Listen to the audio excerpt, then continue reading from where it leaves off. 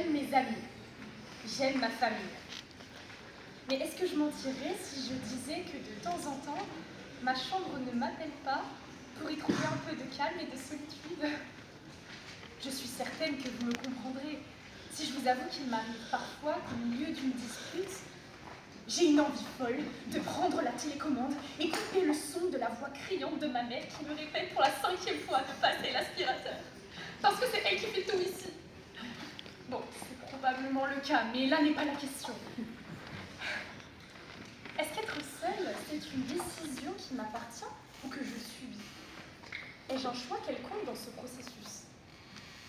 Pour traiter cette question, je commencerai d'abord par vous faire la morale en disant qu'on a tous besoin, à un moment ou à un autre, de s'isoler un peu. Que ce soit pour recharger des batteries d'énergie épuisées, se recentrer sur ses besoins ou méditer sur notre état d'esprit. Dans mon cas, la musique est ma thérapie. Et si l'écouter à plusieurs est plaisant, elle a étrangement une vertu apaisante quand j'ai mon casque sur les oreilles. De la même façon, l'inspiration pour écrire des fictions ne me vient que dans la bulle de ma chambre.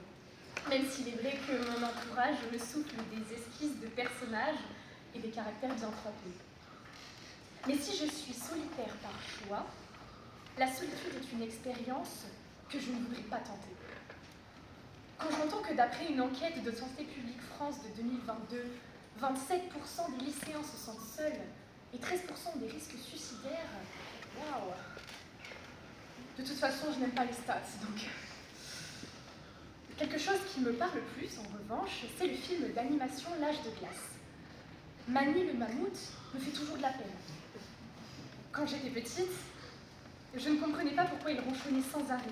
Et je rigolais quand son compagnon Sid chantait « Si ton espèce doit survivre, tape dans tes mains. Si ton espèce doit survivre, tape dans tes mains. » Mais aujourd'hui, j'ai compris que penser être le dernier survivant de son espèce, ce n'est pas la fête tous les jours. Et que son état dépressif avait sûrement une bonne raison. Mais parfois, cette solitude est la chose que l'on attend et que l'on redoute à la fois. On dit souvent que les enfants sont méchants entre eux. Quand à l'âge de 8 ans, je suis reniée des groupes d'amis, je donnerai tout pour ne pas me retrouver face à mes propres démons. Mais ai-je vraiment le choix? Mieux vaut être seul que mal accompagné, alors que personne ne devrait être mis de côté. Mais je vous en prie, par pitié, laissez-moi quand même décider de mes moments de paix. Je vous remercie.